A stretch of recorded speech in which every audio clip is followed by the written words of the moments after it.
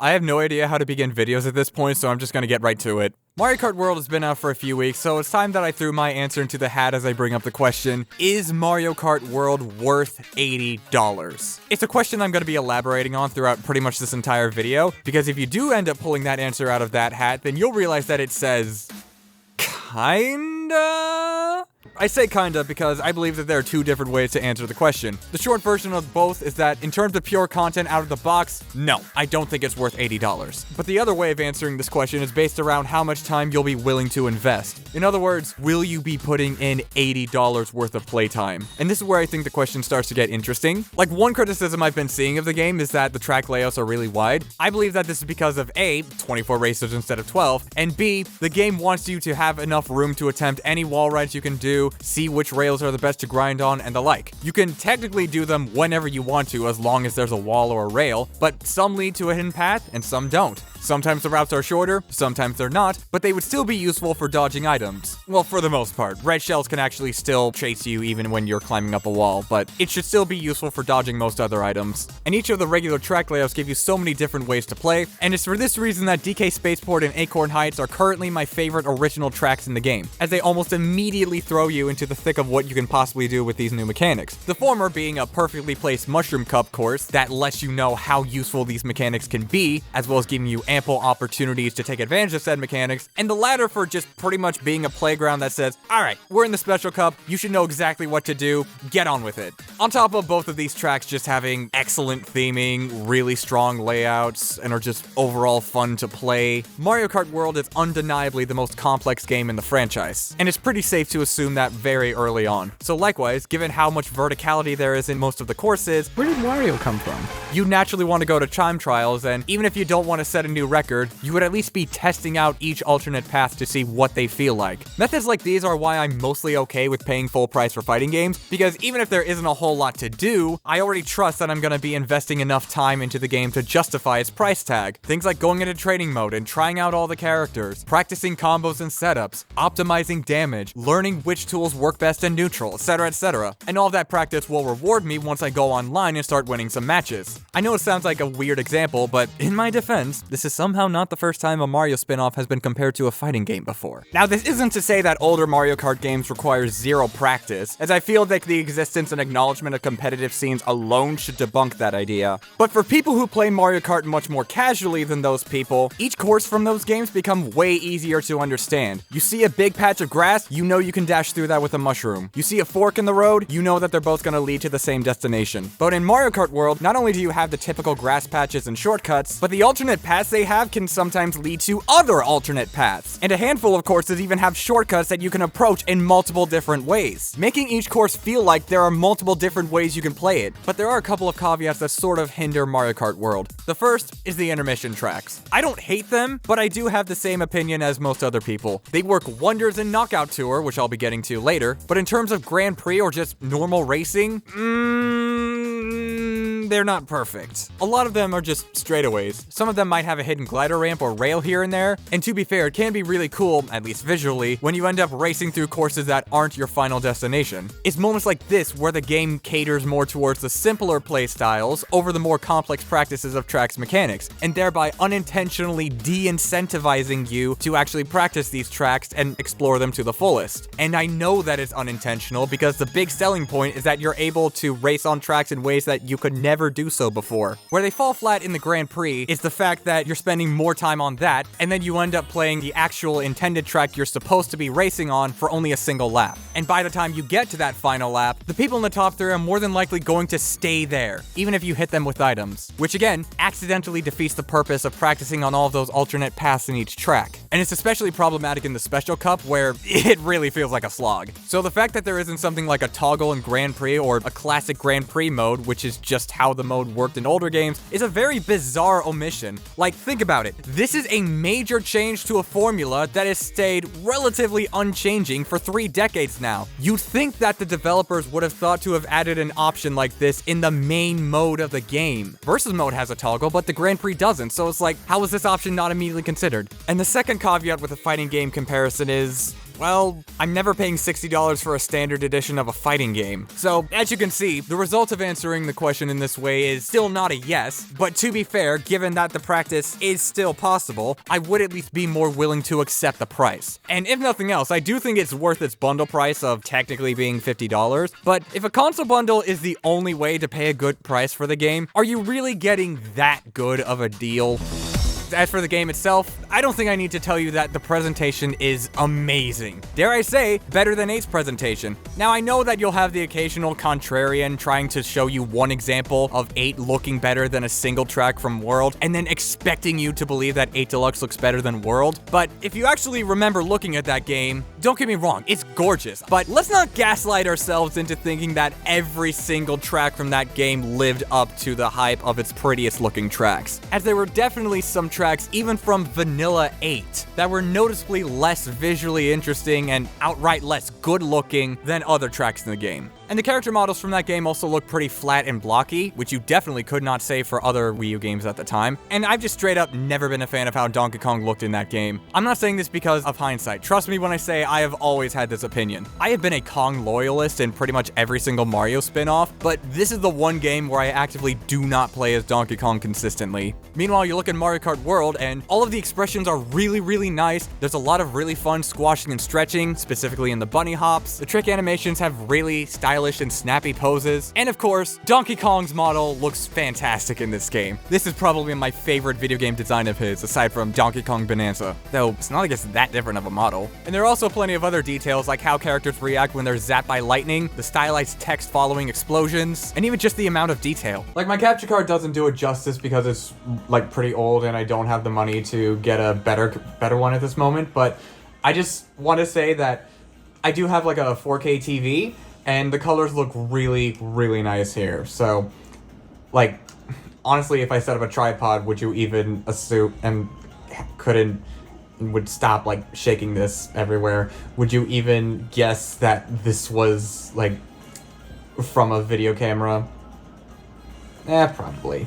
I'm sure someone would. And I guess another point against 8, though the word against has quotations in this case, Mario Kart World also has a very obvious art direction that I wouldn't say is comparable to 8's. It's going for more of a country road trip vibe, which makes sense given that the entire theme of the game is being able to explore all of these courses. Things like how the game utilizes fog, the specific color choices of certain tracks, etc, etc. But the visuals aren't the only aspects that I find pretty charming. I also think that the way they handled Unlockables is honestly kind of brilliant, at least in Grand Prix. Mario Kart games have always had a rival system where, depending on the character you pick, it would either be a character who is always going to be in a race with you, or a character who was always going to be the toughest opponent for you to race against. Not every Mario Kart game had something like this, and if they did, it was usually randomized. But this game's Grand Prix mode actually does something really cool, where the character you unlock from that cup is the rival. For instance, Bowser Jr. is unlockable in the Lightning Cup, and naturally, he's going to be your rival of that cup. Though, it is really bizarre how characters like Donkey Kong and Daisy are unlockable. DK is essentially a legacy character as far as Mario Kart is concerned, and Daisy, I know she's been unlockable before, but this is a game that has Baby Daisy and Baby Rosalina in the starting roster, yet normal Daisy and Rosalina need to be unlocked. Well, I guess if nothing else, you gotta save the unlocks for characters that people actually care about, so I guess I can respect it in that sort of thing. And of course, there's also Knockout Tour, which is essentially Mario Kart Battle Royale. Everything good you've heard about it, remember it. They're telling the truth. It's just as fantastic of a mode as people are saying it is. And this is where the intermission tracks begin to shine. Not only is it harder to dodge items because of how everything is straight, but there are also these really long patches of grass that, if you have the mushrooms for it, you can essentially cut through and jump ahead by like 7 different ranks. It's incredible. There are always going to be items hitting you. There's always going to be a means for a player in the back to catch up. It's chaotic, it's challenging, it's the best experience you can have online, and I don't think it should come off as a surprise when I say that it's the best thing about this game. And there's also the battle mode, which is fine, I guess. I mean, it's basically like the battle modes, but this time it has elimination. Once you lose all your balloons, you are not coming back. Although the player having 5 balloons instead of 3 does make it a little harder to get knocked out, but then again, it also has 24 racers, so I think I can understand why they made that decision.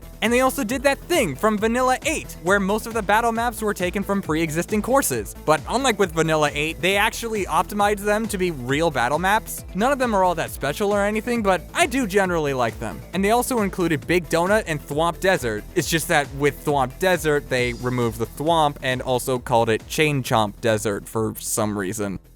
Okay, I think I might actually prefer the Chain Chomp as a battle hazard. The other main takeaway from this game is free roam, and I think it's mostly good, but I think that the lack of a jukebox mode and other unlockables for free roam is a massive letdown, especially since this game has, at minimum, 200 different songs. I guess maybe that's where the extra 20 bucks came from. They also made multiple arrangements depending on where you are. That's incredible, especially since they don't just remix tracks from the Mario Kart games, but the overall Mario franchise. You'll even get to hear some classic tunes from Mario Galaxy, Mario Sunshine, Mario 64, all the Mario platformers really. They've also remixed music from Yoshi's Island, and I've also heard that they've remixed tracks from WarioWare of all things. And I also had the biggest smile on that face when they played Bowser Jr.'s theme from Super Mario Galaxy 2, as that is low-key one of the best songs in the Mario franchise, but nobody seems to agree with me on that for some reason. So I thought it was especially cathartic to hear that song remixed. But as far as gameplay aspects of free roam are concerned, the P-Switch missions are a lot more fun than I thought they would be. Comparing it with Mario Kart DS's mission mode, a lot of them were just go through these gates in a certain order, or grab the coins, or destroy the enemies, with not much variety from that. But with P-Switch missions, it does technically follow that order as well. Collect blue coins, go from point A to point B, watch out for the enemies, etc. But sometimes they'll mix it up by having you climbing a waterfall, or touring an entire level. And I'm especially grateful that they added a retry option because some of these missions can get really, really long, and take you so far away from the initial P-Switch. Now you might think it's weird how pressing the retry button just puts you in front of the P-Switch, but here's another way of looking at it. There have been instances where I'd see two P-Switches close to another, then when I go one, it takes me further away from that other P-Switch I want to land. But after I cleared the mission, I would click the retry button, turn around, and then start that other P-Switch mission I wanted to get. The only downside is that you're only able to unlock stickers in free roam. I heard on the grapevine that mirror mode was unlocked through free roam as well, but I haven't unlocked it yet, so I can't say for certain if that's true or false, especially since I keep hearing different unlocking methods from different people. But to be fair, free roam is also another place where you're able to unlock the costumes for various characters. Personally, I really like a lot of their designs, and I also think it's a novel concept that they can technically be unlocked through normal gameplay. Like, you don't just unlock them in free roam, it's also possible to unlock them in Grand Prix or even just normal versus races. Being transparent for a bit, I had already unlocked all of the costumes before recording footage for this video, so I can't say for certain that you need to get specific foods to unlock a costume, which I think is totally fair because there are multiple locations with the same food. Like, if I remember correctly, Crown City has at least one of every kind of food, so you don't need to have a guide sitting right next to you as much as you might think, assuming you know where every kind of food is. And also, I just generally really like the design of these costumes.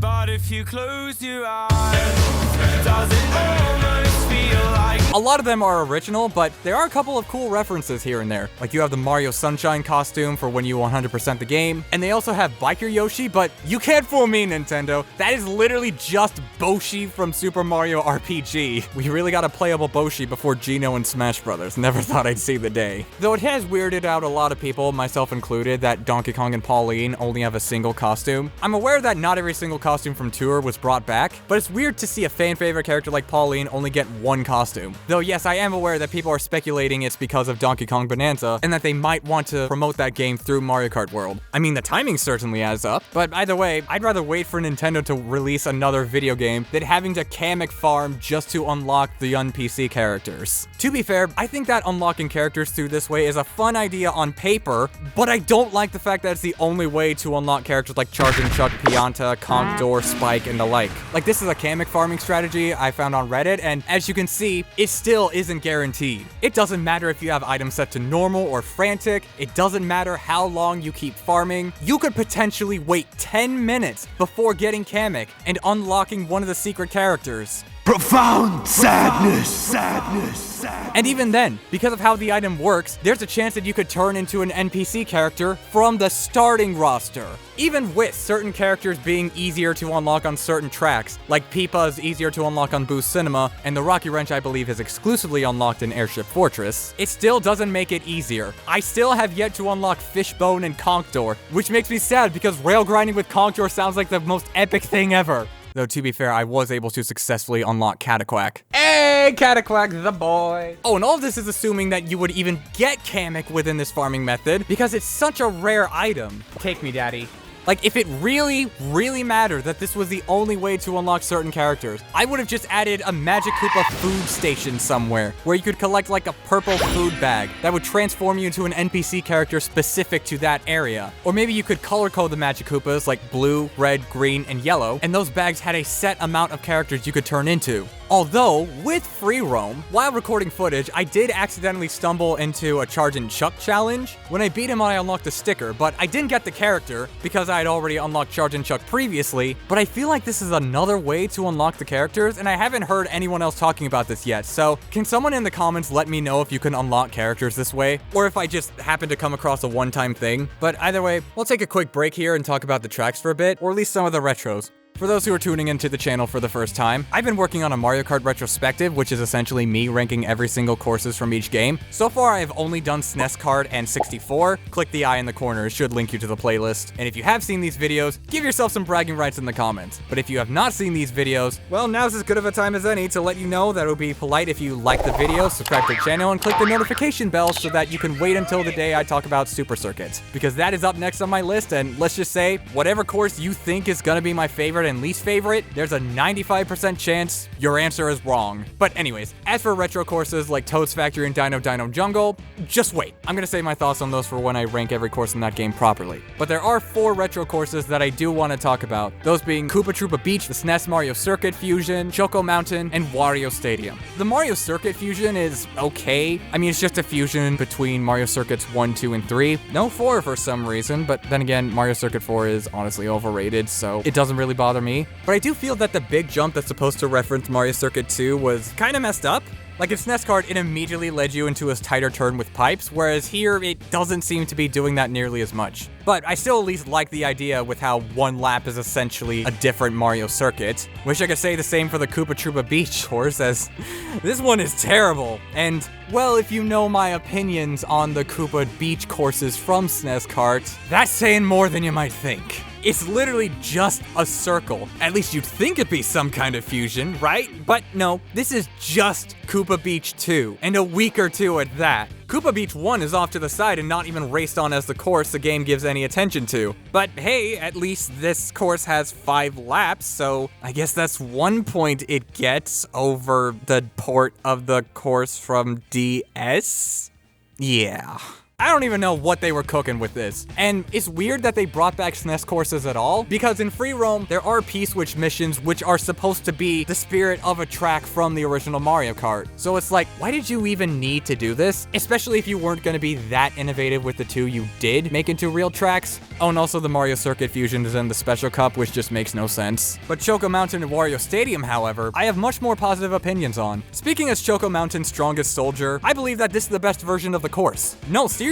I'm really impressed with it. I like how they made it Charge and Chuck themed, and I also like how they expanded on the theme of the falling boulders by having one of them slowly rolling into you. I think that this makes for an interesting hazard, especially with how it's jumbled in with all the mini ramps. It doesn't quite feel like the same course, but I feel that most of its changes were made for the better. And as for Wario Stadium, well, it's good. I wasn't expecting it to be a super amazing and underrated course or anything, but it's just good. They made all the additions they needed to. It no longer overstays its welcome by 1,000 years, and it fits very well with not just the mechanics, but also with the, for lack of a better term, spirit of the original course. Remember, it was just a stadium that Wario haphazardly dumped everywhere. This version of the course does that by virtue of having all of the ramps lead you to a bunch of different walls that more often than not lead you to another rail or alternate path you can take. And on top of that, they just added so much more life to the extreme sports vibe. Like, I especially adore the big jump with the giant engine pipes emitting fire. You can't interact with them, but it's just there for visual flair, and it's very incredible. But, as I expected, it doesn't really change its spot on my ranking. It increases it by a few points, but not enough to change its position, sadly. Anyways, that's enough of a detour. Let's go back to talking about the price. Let's not beat around the bush. Mario Kart World is absolutely going to be one of those free update types of games. This was a talking point that I saw during some of the Nintendo Switch era Mario spin-offs like Tennis Aces, Golf Super Rush, and Strikers Battle League. I will say that Tennis Aces is pretty underrated, but I do at least empathize with the qualms people had on its release. But with Golf Super Rush, it was probably the biggest waste of money I've ever had on a Nintendo game. I played it for like a day and then quickly realized how lifeless the whole thing was, in spite of its admittedly really fun opening cinematic that just took me back to the GameCube era. And Strikers Battle League I just didn't even bother purchasing because I wasn't convinced it was gonna be that much better. I did play with a buddy of mine who did buy the game, and while we did have fun with it, we also just decided we were better off playing Strikers Charge on the Wii, as that game is just infinitely better. But all of these games have one thing in common: they should not be sold for $60 a pop, regardless of what state they're currently at. Though people should keep in mind that there is a not impossible chance that this game is going to have paid DLC as well. Like, I'm sure they're gonna have things like 200cc, extra editions in free roam, Bob on Blast, and maybe even some new costumes as free DLC, but as far as characters and courses are concerned, that's still up in the air. And even if they do have it as paid DLC, there's still the question of whether it's gonna be DLC waves like in Vanilla 8, or if it's gonna be more of a season pass format like 8 Deluxe's Booster Course Pass. Basically, don't act too surprised when Nintendo says that they're gonna lock Diddy Kong behind a paywall, although there is something to be said about post-launch content improving a game's quality, and I think it's fair to look at Kirby Star Allies as proof of that. Reception of the game was mixed when it launched, but with each free update that came out, its reception grew bigger and bigger as they added so much more content to the game and so many things to enjoy about it. Things like new characters, new modes, and even new unlockables from said modes. And going back to Mario Tennis Aces, I would argue that it also used the free update plan really well. Regardless of how you feel about the game when it launched or in its current state even, you can definitely tell they were fully committed to the post-launch cycle, as it went on for a full year after the game launched. And it didn't just give us new characters, it also gave us new online features like the co-op challenges, new modes like the ring match minigame, and even multiple post-game missions in the story mode, all of which giving its player base incentive to play them because they had unlockables associated with them.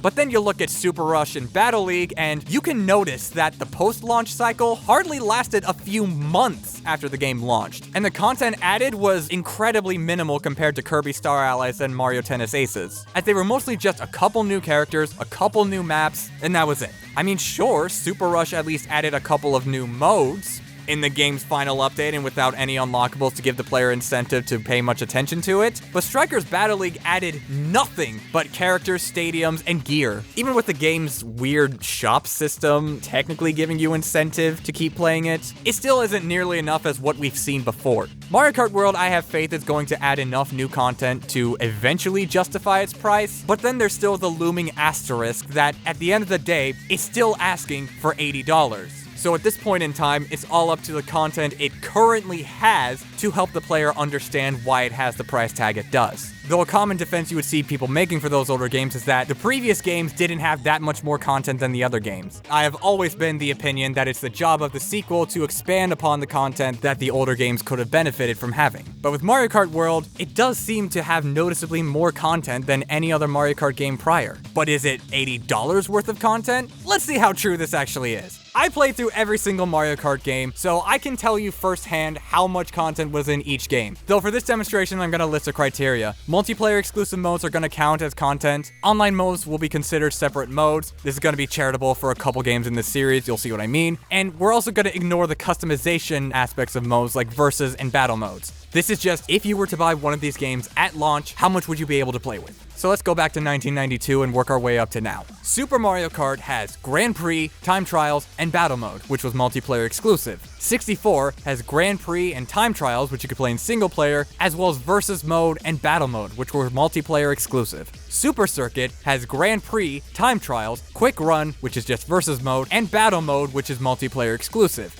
Double Dash has Grand Prix, Time Trials, Versus, and Battle Mode. Just like with 64, Versus and Battle are multiplayer exclusive. DS has Grand Prix, Time Trials, Mission Mode, as well as Versus and Battle modes both offline and online. Every single mode could be played in single player. Wii has Grand Prix, Time Trials, Offline Battle, Offline Versus, and online tournaments, which were more like Smash Bros. Event modes and were never made playable offline for some reason. But again, for the sake of being charitable, we're counting it as a thing you can do. 7 has Grand Prix, time trials, online versus, and battle mode offline and online. It only has one more mode than Double Dash, doesn't it? Vanilla 8 has Grand Prix, time trials, offline versus, online versus, and battle mode for offline and online. Every single mode could be played in single player. World has Grand Prix, time trials, free roam, and offline and online variants for versus, battle, and knockout tour.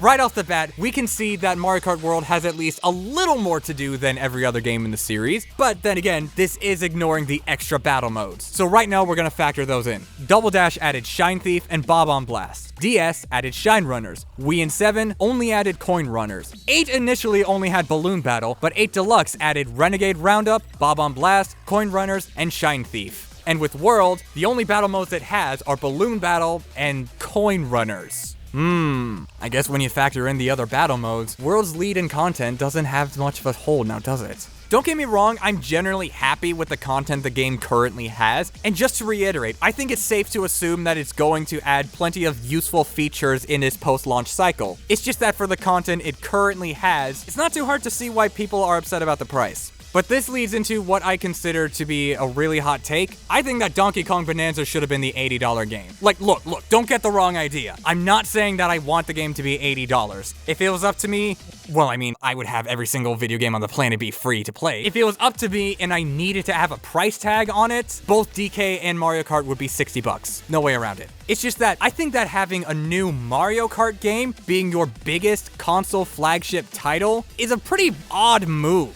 At least in my opinion. And yes, I am aware that the developers have spoken about how long this game was in development for. I don't know about you, but to me that makes the $80 price tag look worse, because with enough cynicism, you could very easily make the claim that we're paying $80 for a game that was supposed to be on the Switch 1. Meanwhile, with Donkey Kong Bonanza, at least from what we've seen of it so far, that looks like a perfect demonstration of the Switch 2's capabilities. That looks like a game you would be putting hours upon hours upon hours of playtime just to play everything. And also, the Donkey Kong series is very big and important to Nintendo. Keep in mind, the Donkey Kong arcade game was what literally got Nintendo on the map. I get that Mario Kart is more well-known and more successful, but again, it was planned for the original Switch, and as fantastic as the game looks, I don't think I can say it's pushing the Switch 2 to its limits. But that's just my opinion. And with that, I think that's enough time I make my case. Personally, while I'm really liking the game, I still think it's $60 at most. But to be fair, that is more than what I could say for most of the other Mario spin-offs from the Switch. As proven with Mario Strikers Battle League, I don't buy every single new Nintendo game. Like, I have not bought any Pokemon game in the last decade and a half because I actively dislike the series, and I didn't grow up with Legend of Zelda, so I have yet to play games like Skyward Sword HD,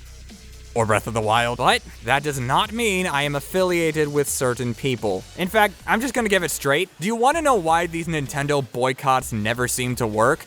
Okay, there are actually multiple reasons, but I would argue that the biggest reason that nobody talks about is because a majority of the loudest people who incite these boycotts, well, let's just say that they're... If you end up falling for this, I will actively think less of you as a person. If you buy a Switch 2 and a copy of Mario Kart World at launch with pricing like this, you deserve to go into debt. If you bought the Nintendo Switch 2, $80 video games are your fault.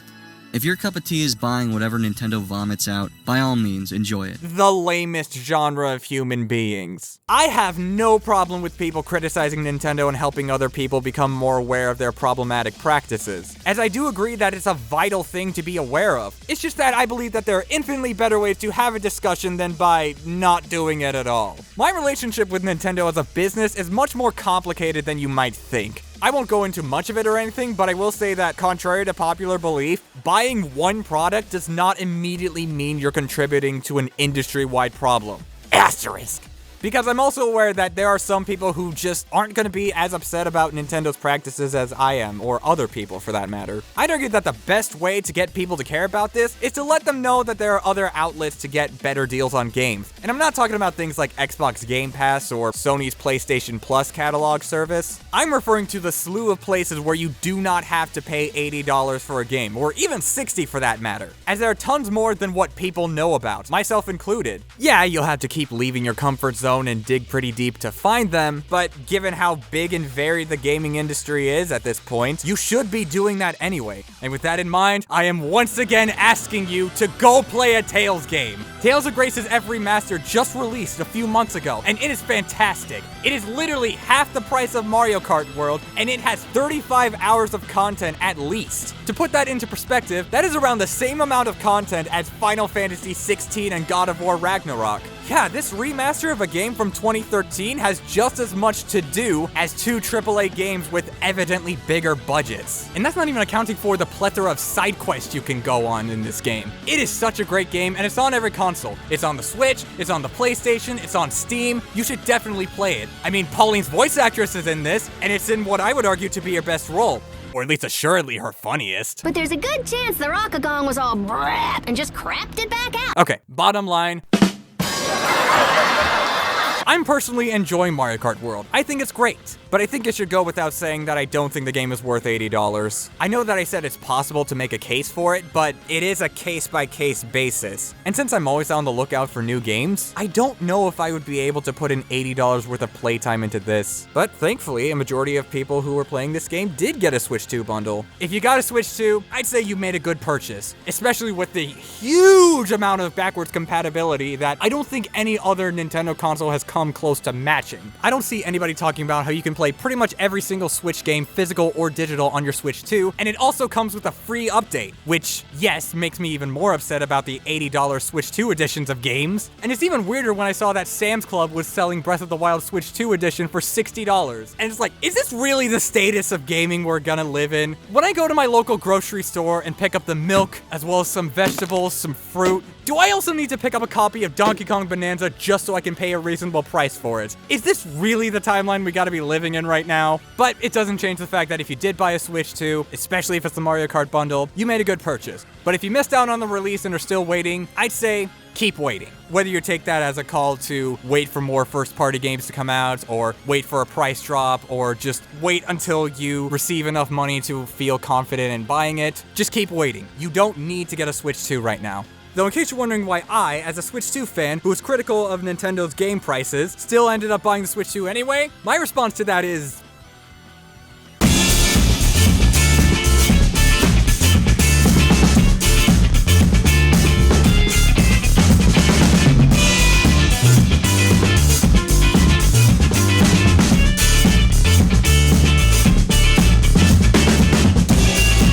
Welcome to Cowland!